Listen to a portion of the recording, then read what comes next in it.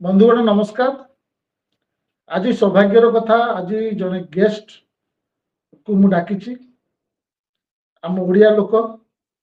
एवं ओडिशा बाहर ताकर बहुत ना अच्छी। PTI press trust of India रो से एडिटर बहुत दिन रही। हिंदुस्तान टाइम्स रे एग्जीक्यूटिव एडिटर हिसाब से 11 वर्ष काम कर लेखा विभिन्न जगह बाहर विशेषकर इकोनॉमिक्स एवं पॉलिटिकल क्षेत्र में ताकर सारा भारत रे सुनाम रही।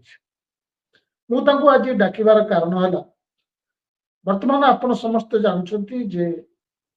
पृथ्वी रे गोटे युद्ध चली। अमेरिका एवं इस्राएल ईरान संगे युद्ध माति युद्ध को आज की 21-22 दिन ही गला। आम से युद्ध विषय आलोचना न करी आज राजेश महापात्र को डाकुची। मोर जे गेस्ट आज राजेश महापात्र को डाकुची से आमको कहिबे केतोटी प्रश्न पचारि भारतर अर्थनीति उपरे तार कौन प्रभाव पड़िबो, विभिन्न सेक्टर उपरे तार कौन प्रभाव पड़िबो, स्टॉक मार्केट उपरे कौन प्रभाव पड़िबो, ए विषय रे मु आज ताको संगे आलोचना करछि। आपण माने राजेश बाबू नमस्कार। धन्यवाद धन्यवाद राजेश बाबू आपण को आज परंतु डाकी बहुत खुशी। किंतु वर्तमान आपण जानते आगु को मध्य विभिन्न विषय आलोचना करवा। ओडिशा रे विशेषकर लोक ये सब जानि पाउना। आज जो टॉपिक आई जोटा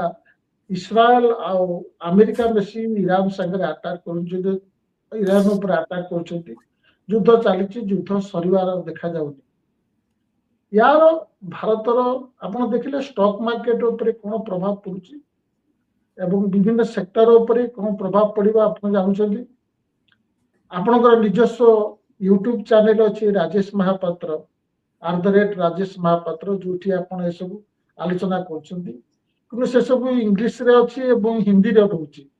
तो ओडिया दर्शक पे आपन को डाकुची। आपन मते प्रथम कहंतु यार जो स्टॉक मार्केट ऊपर जो प्रभाव पड़ुची आपण याको केमि देखुछंती? देखंतु स्टॉक मार्केट एक प्रकार कहवा को गले अनेक समय सेंटिमेंटल प्ले जाकू कहंती, किंतु कोठी ना कोठी से सेंटिमेंटल प्ले रियल इकोनॉमी रे जो गुडी को होउची ताकू रिफ्लेक्ट करे। मूल कारण हैला ऑयल और गैस एभली गोटे इनपुट एभली गोटे रॉ मटेरियल जो जहार की प्रत्येक क्षेत्र रे उपयोग अछि। तेणु जेते तेल आ गैस को नहीं किरी जदि शॉर्टेज हैला कि तार दरदाम बढ़िला ताहले प्रत्येक क्षेत्र रे तार प्रभाव पड़ी थाए। आ जेहेतु स्टॉक मार्केट कोन स्टॉक मार्केट रे लोक कंपनी रा शेयर ऊपर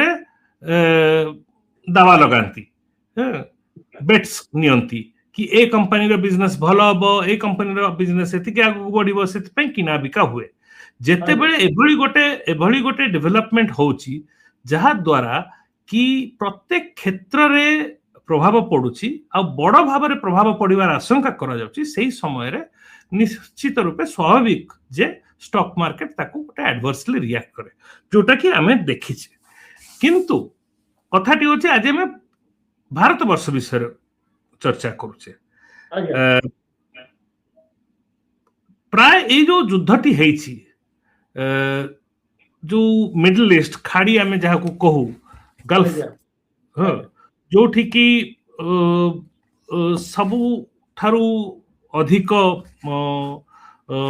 ऑयल प्रोड्यूस हुए, गैस प्रोड्यूस हुए।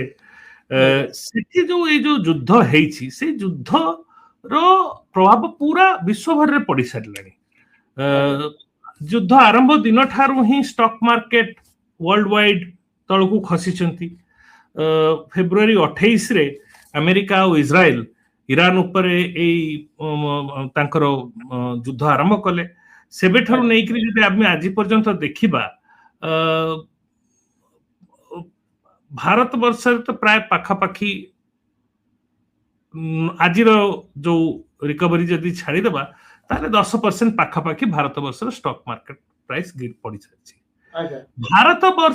भारत गोटे देश ଯଦି ଆମେ ପୁରା ବିଶ୍ୱରେ ଯେତେ ଲାର୍ଜ ଇକୋନୋମିଜ ନେବା, ଯେତେ ବଡ ବଡ ଅର୍ଥ ବ୍ୟବସ୍ଥା ଅଛି, ବଡ ବଡ ଦେଶ ଅଛନ୍ତି, ସମସ୍ତଙ୍କ ଠାରୁ ମଧ୍ୟରେ ଯଦି କୋଉ ଦେଶ ଉପରେ ସବୁଠୁ ବେଶୀ ପ୍ରଭାବ ପଡିବ ବା ବେଶୀ ପ୍ରଭାବ ପଡୁଛି ସେଟା ହେଲା ଭାରତବର୍ଷ। ତାର କାରଣ ଅଛି। ତାର କାରଣ ହେଲା ଆଉ ଏଇଟା ମୂଳରୁ ଷ୍ଟକ୍ ମାର୍କେଟ ର ଯୋଉ ଡେଭଲପମେଣ୍ଟ ଗୁଡିକ ଦର୍ଶାଇ ଦଉଛି। କେମିତି ଦେଖନ୍ତୁ, ଫେବୃଆରୀ 28 ରୁ ନେଇ ଯଦି ଆପଣ ଗତକାଲି ପର୍ଯ୍ୟନ୍ତ ଆପଣ ଦେଖିବେ, ଆମେରିକାର ଷ୍ଟକ୍ ମାର୍କେଟ ପ୍ରାୟ ଗତ ସପ୍ତାହ ଏଣ୍ଡ ପର୍ଯ୍ୟନ୍ତ ଦେଖିବେ, ଆମେରିକାର ଷ୍ଟକ୍ ମାର୍କେଟ ପ୍ରାୟ 3.7% ଖସିଛି। एशियन मार्केट्स जदि देखिबे जो बेंचमार्क इंडेक्स एशियन कंट्रीज रो प्राय 7.6%, माने 2 गुणरु बेसी तेजी रे खसी छी। इंडिया ताठारु आउरी खराब 8.7%। आ जदि काली रो जो 2.7% पडिला आ आजि रो 1.5% रिकवरी हिची, सेटा को जदि आपण बराबर करिवे प्राय 10% हमर स्टॉक मार्केट डाउन हिसल, जोटा कि रिकवरी परे मध्य 10% डाउन। हां, रिकवरी देखंतु गोटे कोन होची, आपण जदि देखिबे गोटे दिन बड़ फॉल आसुची 2% 3% पडुची, ता नेक्स्ट दिन के देखुची वैल्यू बाइंग होची कि किंबा कोनसी छोटो मोटो पॉजिटिव न्यूज आसी गला। काली जेमति खबर आसी जे डोनाल्ड ट्रम्प कहले मु पी स्टॉक्स हबो, टिके किछि पॉजिटिव न्यूज आसिला, होप्स उठुची, पुनी रिकवरी होची। किंतु हम कोन देखियो को पाउचे, आपण पैटर्न ता देखंतु, गोटे दिन 3% खसुची, तार नेक्स्ट दिन 1% कि 0.5% रिकवर होची, पुनी ता आगे दिन आउथरे पुनी पडुची। तेनु बिगर फॉल स्मॉलर बाउंस, एई पैटर्न ता मोर अनुमान होची अनेक समय पर्यंत चली रहिबो। तेनु जो माने स्टॉक मार्केट रे इन्वेस्ट करूचंती एबे एया भाबिबा जे गोटे दिन 2 दिन जदि उठी गला मार्केट उठी जो, मोर एडवाइस देबा तो कथा नहे, किंतु एई जिंसटा को बुझिबा दरकार। मूल जिंस हला फंडामेंटल्स जो अछि सेगुडी को किछि बदली नाही, सेगुडी को खराब हे जाउछि। अच्छा राजेश बाबू, मो कहया कथा जे हम स्टॉक मार्केट विषय रे ता आलोचना कले, ओवरऑल भारतर इकोनॉमी ऊपर जोटा कि स्टॉक मार्केट भी रिप्रेजेंट करू न थाई पारे, ओवरऑल भारतर इकोनॉमी ऊपर विभिन्न सेक्टर ऊपर आर कोन प्रभाव पड़िबो एवं जनसाधारण को ऊपर कोन प्रभाव पकेबो, ए विषय रे हमें आलोचना करबा। आपन को वीडियोटा मु देखिथिली इंग्लिश रे, मु तो से दृष्टि किछि क्लू पाउछि। ऑटोमोबाइल क्षेत्र रे आर प्रभाव कोन आप देखुछन? ऑटोमोबाइल क्षेत्र रे आप जदि हमें देखिबा, हमर ऑटोमोबाइल सेक्टर रे सबुठु जो प्राय अनेक प्रोसेसेस जो गुडिक हुए, असेंबली लाइन प्रोसेसेस गुडिक, से गुडिक गैस ऊपर dependent, they are gas fired. आ जेहेतु सरकार कोन हैला जेते बेले हमर एलपीजी स्टॉक आम देश रे या आगुर टिके ऑटोमोबाइल आगुर जिबा आगुर मु कहि दोछि काहे कि मु कहूछि जे भारत वर्ष अन्य देश तुलना रे बेसी प्रभावित हेउछि आ हेबो। तार कारण हैला हमर इंपोर्टेड ऑयल आ गैस आयात ऊपर हमर डिपेंडेंसी बहुत बेसी। आमे प्राय हमर जो कंचा तेल क्रूड ऑयल प्राय आमे हमर जहा रिक्वायरमेंट तार 85% थारु बेसी आमे इंपोर्ट करू। एबो सेटा भी गत 12 वर्ष रे बढ़िछि। हां, इंपोर्ट डिपेंडेंसी ता बढ़िछि आगुरो प्राय 80% पाखा पाखी थिला, एबे 85-87% हेलानी। जदि हमें गैस को चली जिबा, गैस ऊपर ता थारु आउरी टिके बेसी आपण एलपीजी नेले हमें प्राय 70% एलपीजी हमें इंपोर्ट करूछु। जदि हमें एलएनजी नेबा, लिक्विफाइड नेचुरल गैस, जोड़ा अनेक फैक्ट्री यूज हुए, सी प्राय 50% हमें इंपोर्ट करूछु। तेनु कथाटा होछि हमर जेहेतु हमर डिपेंडेंसी ऑन इंपोर्ट्स एते हाई, से अन्य देश मानक तुलना रे बहुत कोनोसी आ एते लार्ज इकोनॉमी नाही। चाइना रे भी बहुत बेसी डिपेंडेंस इंपोर्ट ऊपर, किंतु चाइना गत 15-20 वर्ष भितरे बहुत आडू को डाइवर्सिफाई करि गलानी, अन्य एनर्जी सोर्सेस ऊपर डाइवर्सिफाई करि गलानी। से हेतु चाइना रो जेति की ऑयल एंड गैस रिक्वायरमेंट अछि तार 50% मात्र सी एबे इंपोर्ट करूछि। इंडिया केस रे 80% रु ऊर्ध्व सेत पे आमे सबटु बेसी प्रभावित तेनु जेतेबेले एलपीजी क्राइसिस ता आरंभ होला गैस क्राइसिस ता आरंभ होला एलपीजी और एलएनजी आमे स्टॉक्स बेसी दिन रखुना एलपीजी अति बेसी 5 रु 8 दिन स्टॉक रखु आउ थले सरकार एई जिनिसटा हबो यार तयारी जेमिति सरकार सबु बेले हुए अधिकांश समय आमे देखि आसु समय ऊपर एठी नाराबाजी स्लोगन बेसी हुए काम काम कम हुए एटा जेतेबेले आमे देखुतलु जे क्राइसिस हेबार अछि आमे एलपीजी स्टॉक अप कलु नाही आमे तेल स्टॉक अप करूथलु किंतु एलपीजी स्टॉक अप कलु नाही जो एलपीजी क्राइसिस ता हे गला काहे कि ना एलपीजी रो मु गोटे आपन को डेटा दोछि 70% हमर डिपेंडेंस इंपोर्ट डिपेंडेंस आउ जो हार्मुज स्ट्रेट माध्यम रे 90% हमर 90% इंपोर्ट ये स्ट्रेट ऑफ हार्मुज जोटा के बे ईरान बंद कर दैछि ता माध्यम रे आसे तेनु हमर एठी एलपीजी शॉर्टेज हे गला एलपीजी शॉर्टेज हेलारु सरकार कोन कले पैनिक हे गले कि घरे कुकिंग गैस मिलिबो नाही लोकन को एलपीजी सिलिंडर मिलिबो नाही एबे चारटा राज्य रे इलेक्शन होउची पैनिक करि जाय कि कमर्शियल यूज ऑफ एलपीजी ऊपर बैन लगे देले कमर्शियल यूज ऑफ एलपीजी और एलएनजी ऊपर लगे देले तार ए जो गैस शॉर्टेज ता एटार इमीडिएट इंपैक्ट अनेक गुडा इंडस्ट्री ऊपर हे गला ऑटोमोबाइल्स रे खास करिकरी बड़ ऑटोमोबाइल मैन्युफैक्चरर जो माने से मानकर तो काम स्लो हे गला किंतु ता थारो बड़ इंपोर्टेंट जिंस होची तांकू जो माने इनपुट सप्लाई करंती इंटरमीडिएट्स रॉ मटेरियल्स जेमिति हिंडाल्को किर्लोस्कर फेरोस से माने सीधा सीधा प्लांट बंद कर दे कहले हमें करि पारिबु नाही टाटा महिंद्रा मारुति सुजुकी ए माने समस्त ऑफिशियली से माने स्लो डाउन रिपोर्ट करि सारलेनी तेनु आउ जेहेतु ए क्राइसिस ता जल्दी जीव नाही आउ एगुडी कोन जेतेबेले आपण प्रोसेस बंद कर दियंती आपनकर स्टाफ हटै नियंती पुनी रीस्टार्ट ता ओवरनाइट हुए नाही पुनी रीस्टार्ट कला लोक आउरी हफ्ता 10 दिन लागि जाय आपण जदी नेबे गोटे एग्जांपल नेबे एसएनपी ग्लोबल गोटे जो company J standard and poor global company rating agency से माने इंडिया रा ऑटोमोबाइल प्रोडक्शन 7.4% प्रेडिक्ट करिथिले 2026-27 पे एबे से माने 7.5% ग्रोथ प्रेडिक्ट करथिले 7.4% कथाटा कोन होची कि ऑटोमोबाइल गोटे सेक्टर जोटा कि गत किछि मास हला हमें तो जानी सुनी आसुचे जे इंडिया रा मैन्युफैक्चरिंग सेक्टर टिके स्लो डाउन हे जाइथिला ऑटोमोबाइल होची मैन्युफैक्चरिंग सेक्टर रो गोटे बड़ इंपोर्टेंट पार्ट इंपोर्टेंट सेगमेंट गत जीएसटी रेट कट परे हमें गोटे बढ़िया रिवाइवल देखिथिले ऑटोमोबाइल सेक्टर रे प्रत्येक ऑटोमोबाइल सेगमेंट ट्रैक्टर कहतु मोटरसाइकिल कहतु कार कहतु कमर्शियल व्हीकल कहतु सबुथरे डबल डिजिट ग्रोथ देखा जाउतला आ ये डबल डिजिट ग्रोथ केवल जीएसटी कट र परपर मास गुडी कर नथला जनवरी फेब्रुआरी पर्यंत सेही ट्रेंड चली आछि ता माने ऑटो सेक्टर रे भलो रिवाइवल देखा जाइतला आ ऑटो सेक्टर जेहेतु मैन्युफैक्चरिंग भीतर गोटे बड़ इंपोर्टेंट सेगमेंट मैन्युफैक्चरिंग रिवाइवल टा हमें आशा करथुलु कि ऑटो सेक्टर रे सहायता रे सेटा आगु को बढ़िबो आ जो ऑटो सेक्टर रे जो ए जो स्लो डाउन टा हेगला एटा गोटे बहुत खराब खबर कहले चलिबो बैड न्यूज तापर आ गोटे एरिया रे देखंतु ए जो पैनिक हेकरी जो एक्शन होउची पैनिक हेकरी एक्शन होउची कारण हम आगुरु तयारी न करिबा जेतबे क्राइसिस ता आसी जिवो सेतबे पैनिक स्ट्रिकन हेकरी हम जेतबे रेस्पोंड करू तो हम गुडा भूल कर दउ आपण जो पैनिक ता कहते आपण जो एटा जो इमीडिएट जो वार हैला सेठी पे ताकू दाई करिवे ना गत 12 वर्षर जो डिसिलेशन प्रोडक्शन सब गुडा कमुची आपण देखंतु ऑयल और पेट्रोलियम हो किबा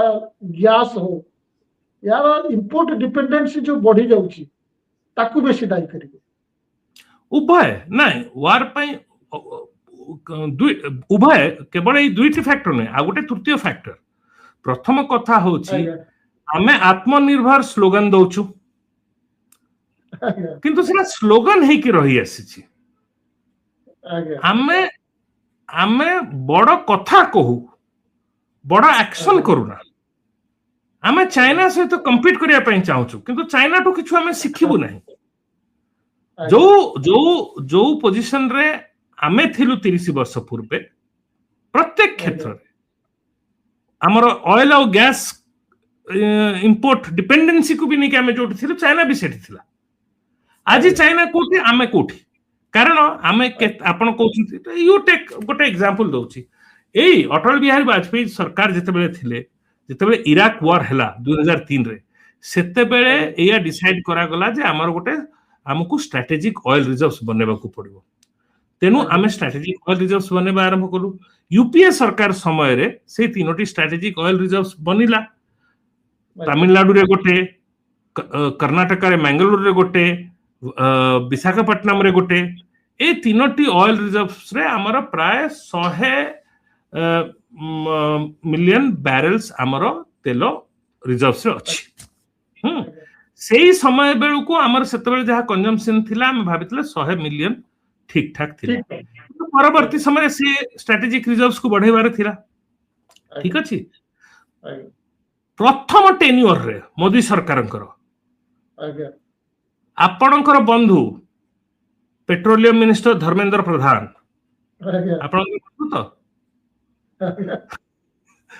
सी बड़ा अनाउंसमेंट कर दे कि आसिले जानछन्ती केते गुडे जगह अनाउंसमेंट कले। से भीतर गोटे बड़ा अनाउंसमेंट थिला, चंडीखोल पाखरे सबुठारु बड़ा ऑयल रिजर्व्स बनिबो। खबर कागज छपिला कोन, इंडिया रा सबुठारु बड़ा स्ट्रेटेजिक ऑयल रिजर्व चंडीखोल पाखरे बनिबो। एटा प्राय कोन मसिया मत लगुच 2018 खंड बेलू हम, कारण धर्मेंद्र प्रधान तो तापर पर शिक्षा मंत्री बनी जाइए। 2018-19 रे हेतिबो, एई 19 निर्वाचन आगुर ही हेतिला जा मो जदी ठीक अछि धारणा। आज पर्यंत सेटा बनी पारि नै, लैंड एक्विजिशन पर्यंत सरी नै। हेलो माने गोटे उदाहरण दिया जाउछि कि खाली थोई आनी कौन कहती कथार अच्छी, थोई आनी नहीं जानिले हब ना कौन गोटे आमर नाही भेग, से भलिया कथा। इलेक्ट्रिक व्हीकल मो आ गोटे कथा कहबी, सरकार उज्ज्वला स्कीम रे गैस कनेक्शन बढ़ई चलले, किंतु गैस कोठु आसीबो से विषय रे चिंता कले ना। तापर द्वितीय कथा होछि, आमे जत्ते बेले जानिछु ये जो ईरान, इराक, इज्राएल, पैलेस्टाइन ए कॉन्फ्लिक्ट तो गत अनेक वर्ष कहला चली आसुची। आ खास करी डोनाल्ड ट्रम्प कर प्रथम टर्म रे भी या हेतिला। आमे देखि आसुचे, आमे काहे कि निजर बेस को आउटसोर्स करूने। आमे आजी प्रधानमंत्री कर स्टेटमेंट हला जे आमे 27टा देशठु तेल आणुथुलो, एबे 41टा देशठु तेल आनिलु। सेथिरे कोन लागो, जदि आमे बाल्टी बाल्टी तेल आउरी 20टा कंट्री रु आनिले सेथिरे कोन हमकु लाभ होछि? कथाटा होछि राजेश प्रधानमंत्री कहछन्ती आमे कांटेक्ट करूछु, ताको भितर किए राजी हेछन्ती कि नै ए पर्यंत भी हम जानिनु। ना फैक्चुअली से ठीक कथा कहले। आमे 27टा कंट्री जगारो हमर सोर्सिंग कंट्री एबे 41टा कंट्री हे सारले, किंतु सेटा नामको मात्र हमर एबे भी जो भली मु डेटा देली आपनकु, कथाटा होछि जे हॉर्मुज स्ट्रेट थ्रू रे हमर एबे भी अधारु अधिक तेल, कंचा तेल हमर हॉर्मुज स्ट्रेट माध्यम रे आसे। तेनु कथाटा होछि जे आपण कहबे गायना रु मु आनिबी, मोजाम्बिक रु आनिबी, ठीक अछि, आपनकर चैनल तो अच्छी, किंतु सेटा पे आज उठुचंती काहे कि 28 तारिख रे युद्ध होला परे प्रधानमंत्री जाई बेंगल रे कैंपेन करूचंती। ए सरकार रे कोनोसी डिसीजन पीएमओ बाहर कहि नियंती नै। आ जदि प्रधानमंत्री इलेक्शन निर्वाचन प्रचार व्यस्त रही जिबे ए भली गोटे समय रे के डिसीजन नबो, सेटा हमकु भोगियाकु पडुची। आज आमे जदि गायनरु आनिबा, सेठु तेल आसीबारे मासे लागिबो, 1.5 मास लागिबो। आमे जेतेबेले स्थिति ये हला आमे गोटे कोन हमरो एटा केवल एही सरकार रो कथा नुए एटा हमरो गोटे इंडियन डीएनए रे अछि आमे गोटे बहुत आशावादी कंट्री है गोटे क्राइसिस ही गले हमका फटकिना आमे वी नेवर इंग्रजी रे अछि ना इंग्रजी रे अछि wish for the best prepare for the worst आमे कोन करू we prepare for the best हमें हमें सब भाबु जे ना एटा हे जिवो ठीक आ न हले जतबे को खराब हो सेतबे को देखबा लास्ट को जुगाड़ करबा एटा होछि हमर गोटा गड़बड़ जिंस मोर कहबा कथा हला जोटा आपण फेरी आसिले आपण सेक्टर गुडी को विषय रे कहउथिले कि देखंतु केवल ऑटोमोबाइल गोटा एस्पिरेशनल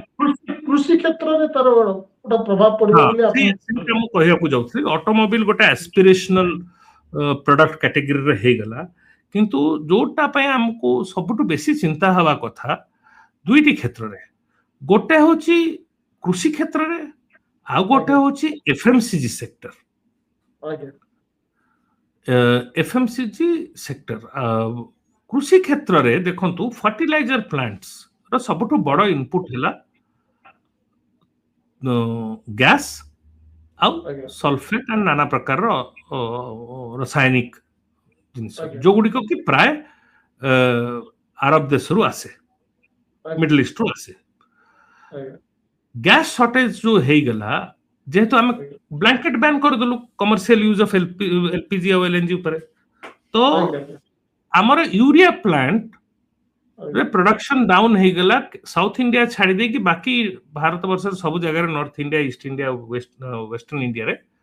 प्रोडक्शन डाउन हे गला 60% तानो समान इनपुट पाई हां गैस नहीं गैस शॉर्टेज तारी कारण तापरे अपर पक्ष रे ग्लोबल मार्केट रे यूरिया प्राइस जोटा $470 रेट थिला फेब्रुआरी मास रे $600 पहुंचला अच्छा आउ गोटे होची डायअमोनियम फॉस्फेट जोटा कि गोटे बहुत इंपोर्टेंट फर्टिलाइजर हमर यूज हुए आमे सेटा अनेक प्रोड्यूस करूना बाकी फर्टिलाइजर आमे निजे प्रोड्यूस करू सेटा आमे प्रायतः इंपोर्ट करू तार गोटे बड़ एक्सपोर्टर होची चाइना कोन कला ए जो जिंस देखि करी कहला काले चाइना सबु जिंस को से माने एक्सपोर्ट बैन कर दी चंते बे कारण से माने रिफाइन तांकर ऑयल रिफाइनरी मान को भी मना कर दी चंते एक्सपोर्ट करिया पे तांकर फर्टिलाइजर प्रोड्यूसर मान को भी मना कर दी चंते एक्सपोर्ट करिया पे तेनु सेटार शॉर्टेज हेबार संभावना भी अछि आगे पहर दिन खबर आसिला जे पेस्टिसाइड मैन्युफैक्चरर्स से माने प्राय 26% पर्यंत तांकर रेट बढ़ाई दी चंती तेनु ए जो खरीफ सीजन रे एबे हमर फर्टिलाइजर प्लांट्स माने निजर अप्रैल मेंटेनेंस को एडवांस करि नै चंती एई आशा रखुचंती जे 2-3 सप्ताह रे सिचुएशन नॉर्मलाइज हे जिवो प्रोडक्शन आरंभ हो जिवो चिंता विशेष करिवार नै कारण हम पाखरे फर्टिलाइजर स्टॉक्स जथेष्ट अछि किंतु जदि ए कॉन्फ्लिक्टटा प्रोलॉन्ग हला 2-3 सप्ताह नै करी ताहाले मुश्किल हबो आम पय निश्चित रूपे कोठी ना कोठी कृषक अफेक्ट हबो कृषि क्षेत्र रे यार प्रभाव पड़िबो किंतु राजेश बाबू फर्टिलाइजर प्राइस बढ़िले सरकार तो सेटा अब्सॉर्ब करियो छथि सरकार सब्सिडी दउ छथि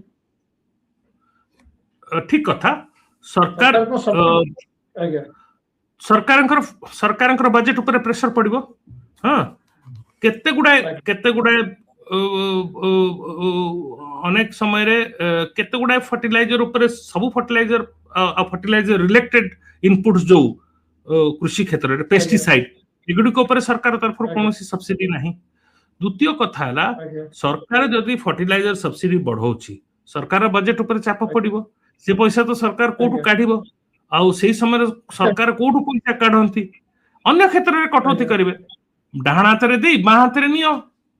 हां सेटा लोक बुझौदिनी हां जेमते हमर सुभद्रा स्कीम रे टका दिया होची से टंकाटा आउ को योजना कटा है दिया होची सेटा लोक देखु ना ताले करेक्ट करेक्ट कृषि क्षेत्र में यार गोटे बड़ प्रभाव पड़िबो बोली आपण जानछंती एटा कोन फूड इन्फ्लेशन को अफेक्ट करि पारे निश्चय फूड इन्फ्लेशन ऊपर या ठारू बेसी इंपैक्ट करिवो पेट्रोल और डीजल प्राइसेस पेट्रोल और डीजल प्राइसेस ए पर्यंत बढ़ा है नहीं जदियो प्रीमियम पेट्रोल पैसा बढ़ी गला बल्क परचेज ऑफ डीजल रो पैसा बढ़ी गला सोसाइटी मानकर रहउचंती जेमिति आमे जो सोसाइटी रे रहउछु एबे एठी तो सब हमर जो बैकअप पावर डीजल ऊपर चले डीजल जनरेटर चले आम माने एबे बेसी पैसा देबा आरंभ करूनी सेति पई तेनु एटा कोठी ना कोठी मध्यवित्त वर्ग को भी अफेक्ट करूची आजिकल तो अनेक मध्यवित्त वर्ग लोक सोसाइटी रे रहउचंती खरा दिन आसुची जेनरेटर चलिबो जेनरेटर डीजल तो ऑलरेडी बढ़ी सारलानी किंतु पेट्रोल और डीजल कॉस्ट जो दिन इलेक्शन सरीबो एप्रिल 29 तारिख दिन से दिन पेट्रोल डीजल प्राइस बढ़िबो आउ मु कहूची जदी ए क्राइसिस ता जो भली चालीची स्ट्रेट ऑफ हॉर्मोज जदी नॉर्मल सी रे न आसिला आउ 2 रु 3 सप्ताह पर्यंत आपण लेखि नियंतु डीजल पेट्रोल प्राइस 3 रु 5 टंका बढ़िबो प्रति लिटर मिनिमम कारण होची आपण जानिछते एबे इंडियन बास्केट ऑफ क्रूड को पैसा रे हम गत सप्ताह रे किनिछु $156 पर बैरल ए जो आपण मन न्यूज रे जो लिखा जाउची जे क्रूड प्राइस $120 हैला $110 हैला सेडा होची एक्सचेंज रे जो गुडा को ट्रेड होची हमें किना बेलु को कहीं किना अवेलेबिलिटी नहीं अवेलेबिलिटी नहीं तो आमे एटा कहती स्पॉट मार्केट किनुछु जोठी जहां मिलिला को जहां रशिया रो जहाज पड़ीची तेल जहाज बुलुची इंडियन ओशन रे इंडोनेशिया पाखरे के कांटेक्ट हम कहले ने किनी नियो काहे कि ना एबे स्थिति जोठू जहां स्टॉक मिलुची नहीं नियो हां तो $156 पर बैरल आमे एबे हमर लेटेस्ट रेट ऑफ प्रोक्योरमेंट अच्छा आपण बजट रे कोन एजम्पशन करथिले $65 पर बैरल आपणकर बजट मासे आगु तो सही रेट ही चलथिला $65 ता माने पूरा 2 गुण रु बेसी तो जदी क्रूड इंपोर्ट रो प्राइस 2 गुण रु बेसी आपन को 2 मास पई देबा को पड़ी गला ता माने आपन ताको 2 मास परे भी नॉर्मल सिचुएशन हे गले तथापि तेल कंपनी मानकर क्रूड कॉस्ट कम से कम 10% बढ़ी सारथिबो सेमा से 10% तो आपन को ट्रांसफर करिवे ना राजा हम एथरा आसबा एफएमसीजी सेक्टर को जोटा फास्ट मूविंग कंज्यूमर गुड्स जोटा में साधारणतः दुकान मानकर साबुन तेल विभिन्न प्रकार जो हमर कॉस्मेटिक्स ए सब एफएमसीजी या पर युद्धर प्रभाव कोन आपण देखुछन जेभली मु कहली कृषि क्षेत्र रे फूड इन्फ्लेशन को नै किरी गोटे बड़ कंपोनेंट होची लॉजिस्टिक्स खर्च जो ट्रक जो ट्रैक्टर रे सामान जाए आसे सेमानकर समस्तकर ट्रांसपोर्ट रेट बढ़ी जीवो हां जेहेतु पेट्रोल डीजल पैसा प्राइस बढ़िबा सुनिश्चित ठीक सेही भली सेही ट्रांसपोर्टेशन कॉस्ट भी एफएमसीजी सेक्टर को अफेक्ट करछि किंतु एफएमसीजी सेक्टर रे आ गोटे बड़ सोर्स ऑफ इन्फ्लेशन हैला प्लास्टिक एफएमसीजी सेक्टर रे प्रत्येक प्लास्टिक आ पैकेजिंग ए दीटा गोटे बड़ कंपोनेंट हां बिस्किट ठु नै नमकीन ठु नै ब्रेड बटर जहां आपण कहंतु दूध क्षीर डिटर्जेंट द्वितीय तरफ रे डिटर्जेंट टॉयलेटरीज एमानकर जो एथे जो इनपुट्स जाए जोटा कहंती लिनियर अल्किल बेंजीन गोटे इंपोर्टेंट आइटम एगुडी को सब इंपोर्टेड हमर ए सब थरे ए सब होचंती petrochemical byproducts right petrochemical products और पेट्रोकेमिकल बाय प्रोडक्ट्स तेनु जो प्लास्टिक ता पेट्रोकेमिकल प्राइस जो इन्फ्लेशन हमें देखिबा को पाउछु सेथिरो एफएमसीजी प्रोडक्ट्स रो प्राइस बढ़िबो कॉस्ट बढ़ी चललानी एबे पर्यंत अनेक लोक अनाउंस करि नांती किंतु करिबेस माने प्राइस होय तो चुपचाप प्राइस बढ़े किंतु एथिरे जो सबटु बड़ कथा हला जोटा म आपन को कहया पई चाहूतली एफएमसीजी सेक्टर एलपीजी शॉर्टेज पे हमर जो स्ट्रीट वेंडर्स ए सब जो अफेक्टेड हेले एफएमसीजी सेक्टर रे अनेक इनफॉर्मल प्रोड्यूसर्स ए जो इनपुट कॉस्ट बढ़ुची प्लास्टिक रेट हो ट्रांसपोर्टेशन कॉस्ट हो पैकेजिंग कॉस्ट हो किंबा रॉ मटेरियल कॉस्ट हो एगुडी को बड़ कंपनी एब्जॉर्ब करि दे पारिबे किछि समय पई से माने तांकर एमआरपी बढ़ेबे नाही हां न बढ़ी पारन हां मार्केट रे कॉम्पिटिटिव रहया पई छोटो कंपनी छोटो व्यापारी से काम करि परिबो नाही से बाध्य हबो रेट बढ़ेया पई जेते बेले से बाध्य हबो रेट बढ़ेया पई बड़ कंपनी जदि रेट न बढ़ौचंती ताहले बड़ कंपनी मार्केट शेयर लाभ पाइबे कम लोक बड़ छोट व्यापारी ठु किनिबे बेस जेमिति हमर ई कॉमर्स रे हेछि हां हमर नेबरहुड स्टोर को ये गेला ए जो रिलायंस मार्ट आ बिग बाजार जिंति बड़ बड़ थर्सडे सेल संडे सेल होछि से अनेक लोक जो पड़िसा दुकान रो नौथिले सामान नेबा बंद करी सेठी जे लाइन रे ठेई जाउछंती हां तेनु जो इनफॉर्मल सेक्टर बड़ा अफेक्टेड हबो अपर पक्षरे जो मु कहली ए जो स्ट्रीट वेंडर्स चा दुकान वाला हो ये हो एमान तो ऑलरेडी अफेक्टेड हे सलेनी एलपीजी शॉर्टेज को नहीं तेनु मो कहबा कथा हला आपण जदि देखिबे 10 वर्ष भितर डिमोनेटाइजेशन कोविड आ एटा गोटे तृतीय क्राइसिस तीनटा झटका बड़ बड़ झटका इनफॉर्मल सेक्टर को लागिला आ यार इंपैक्ट लोके बुझु नाहंती एटा केते लक्ष लोकन को गरीबी रेखा तळकू पठेई देछि पठौछि केते लोकन को बेरोजगार करूछि आ आसीबा समय रे किभଳି संकट सृष्टि करिवो से विषय रे हमें भाबुना तेनु एफएमसीजी ऊपर जो कहउथली जो इंपैक्ट ता ए प्रभाव ता को भी ठीक से बुझिबा को हो राजेश बाबू मु आपन को लास्ट को गोटे कथा पचरबी या भितर प्राइम मिनिस्टर अनाउंस करछंती माने वर्ष तो आरंभ हो आ सप्ताह पर एप्रिल 1 तारिख रु गोटे प्राइस स्टेबलाइजेशन फंड क्रिएट करछंती 1 लाख करोड़ रुपीस रो याकू आपण केमि देखुछंती या विषय रे आपनकर मत एटा स्वागत योग्य ना यार इम्प्लिकेशन कि अलग स्वागत योग्य काई ना प्राइस स्टेबिलिटी इनफैक्ट एबे ही मु गोटे कोठी लेक्चर गोटे देकरी आसीथली अंबेडकर 1927 मसिया रे कहिथली प्राइस स्टेबिलिटी बहुत इंपोर्टेंट आपण जदि प्राइस स्टेबिलिटी काहे कि ना देखंतु inflation is a tax on the poor हां तेनु गरीब को जदि प्रोटेक्शन देबा को हो सबुठु बड़ा प्रोटेक्शन तार होची जे प्राइस स्टेबिलिटी रखा जाऊ प्राइस स्टेबिलिटी रखा जाऊ किंतु प्राइस स्टेबिलिटी संगे संगे और भी अनेक गुडिये जिंस दरकार एटा स्वागत योग्य पदक्षेप किंतु जेमिति मु कहिली ए सरकार रे बहुत जिंस स्लोगन हे कि रहि जाय प्राइस स्टेबिलाइजेशन फंड आपण बने देले किंतु मेकानिज्म कोन हबो से फंड कोठी केते बेले कहा पे काम करिवो सेटा को देखियो को पड़िवो आमे प्रोडक्टिविटी लिंक्ड इंसेंटिव स्कीम गोटे आरंभ कलु कोविड परे परे कोन हैला 4 वर्ष भितरे 80% पैसा गोटिए सेक्टर को गला इलेक्ट्रॉनिक सेक्टर को बाकी कोन 14 सेक्टर आइडेंटिफाई थिला इलेक्ट्रॉनिक सेक्टर कहा को गला एप्पल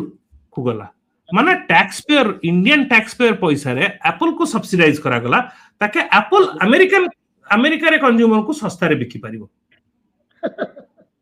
बुझले रिलायंस को गला ओला कंपनी को गला कौन सी छोटो उद्योग को जाए नहीं आउ एबे 4 वर्ष 5 वर्ष परे एबे सेटा को चुपचाप करके शेष कर दिया गला से स्कीम को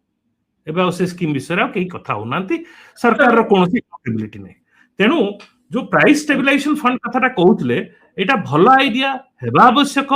किंतु एटार मेकानिज्म कोन हबो किभली एटा कार्यकारी हबो केबे पर्यंत एटा कार्यकारी हबो एठी अनाउंसमेंट गोटे कथा काम हो बहुत समय लाग दिछि मु आपण गोटे समय शो करिवे मु कहिबी केते गुडा केते मेजर्स केबे केबे अनाउंस होछि केबे केबे कार्यकारी हेबा को केते वर्ष लागुछि मु कहिबी निश्चय अच्छा हम तो संक्षेप रे खाली कहिबे करंट अकाउंट डेफिशिएंसी आउ जीडीपी या ऊपर कौन प्रभाव पड़ेगा आपण टिके हम प्रोग्राम कंप्लीट करिया पूर्व नहीं देखो दुई तीन सिनेरियो अछि जदि कौन प्रकार रे गोटे डीएस्केलेशन आरंभ होछि आ ए क्राइसिस ता सप्ताह 2 सप्ताह रे जदि कौन एक प्रकार रेजोल्यूशन दिगरे जाउछि आउ हमरो एवरेज तेल दर हमकु जदि पूरा वर्ष को धरिकरी 26-27 रे हम पसुचे त एफआई 26-27 रे जदि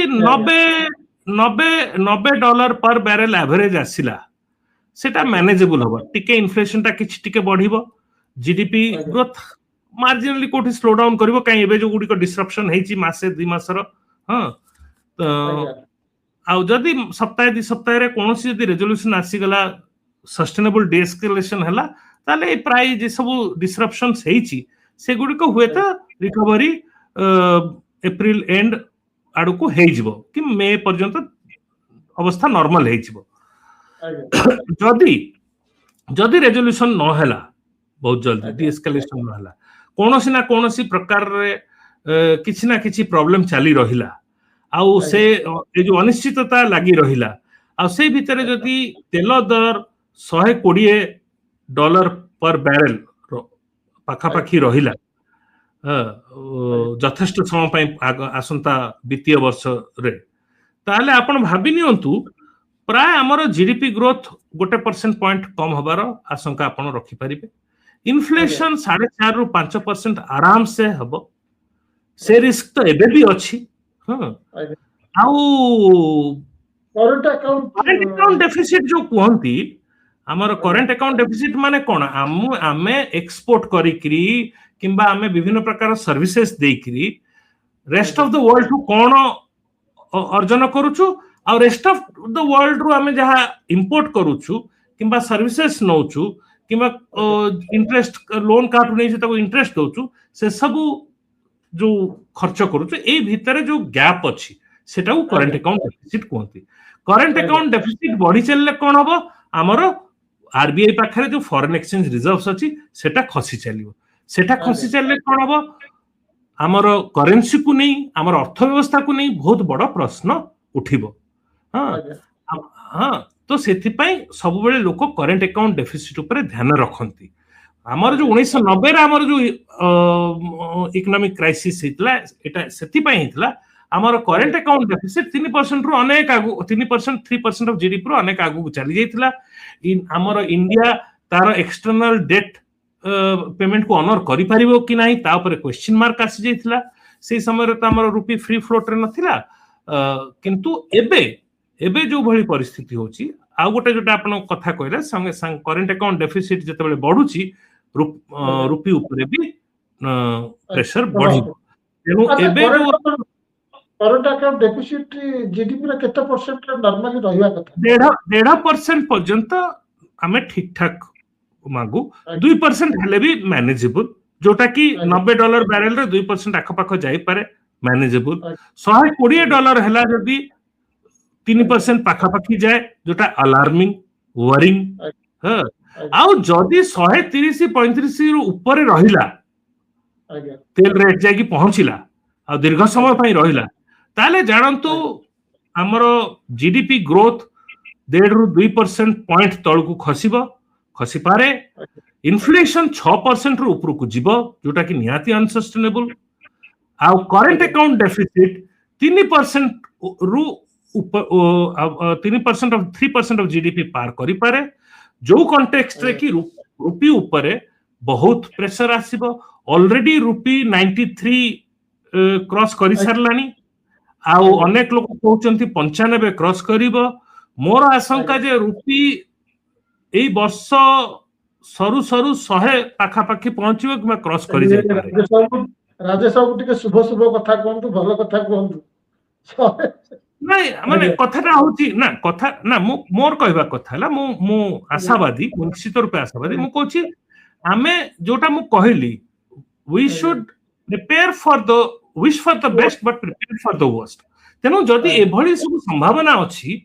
आमे कोन करिबा एई संभावना गडा को आमे ମୁଁ ଭାବୁଛି ଆଶା କରୁଛି ଯେ ଏଇ $90 एवरेज रे काम चली जाऊ हाँ ଆଜ୍ଞା 0.1 or 2% इन्फ्लेशन 2% 3% स्पाइक हेकरी चली जाऊ जीडीपी ग्रोथ रे 0.2 0.3% लॉस हे जाऊ किछ असुविधा नै मैनेज हे जिवो सेटा मु आशा करूची किंतु मु ए भी चेष्टा करूची बुझिया पई कि जदी 120 हला ताहले कोन इम्प्लिकेशन हबो जदी 140 हला ताहले कोन इम्प्लिकेशन हबो एगुडिक सब एगुडिक एई भली सिनेरियो पेंट करिकरी ता पई रणनीति एबेठू रेडी करिकि रखिबा कथा एया नुहे जे जे कहूची ताकू कुआरे तुमे तो गोटे नेसेयर तुमे नेगेटिविस्ट ना मोर से कह मु काहे कि जिंस कहूची जे एई प्रत्येक सिनेरियो पे हमरो रणनीति बनी रहिबा दरकार एबेठारो आमे आशा करिबा जे सबटु प्रथम सिनेरियोटा हो आउ आमे संकट रु आमे ठीक ठाक बाहरी आसु हो राजेश बाबू बहुत बहुत धन्यवाद मु आपन को पाई कि ये प्रोग्राम रे बहुत गर्वित प्रॉब्लम होची हम ओडिसा रे ए विषय रे थ्रेड देया डिस्कशन होनी तो आमे चिंता करले एटा गोटे डिस्कशन करबा एवं आसंता दिन रे रेगुलर वे रे आमे ए गोटे डिस्कशन जारी रखिबा नमस्कार निश्चय निश्चय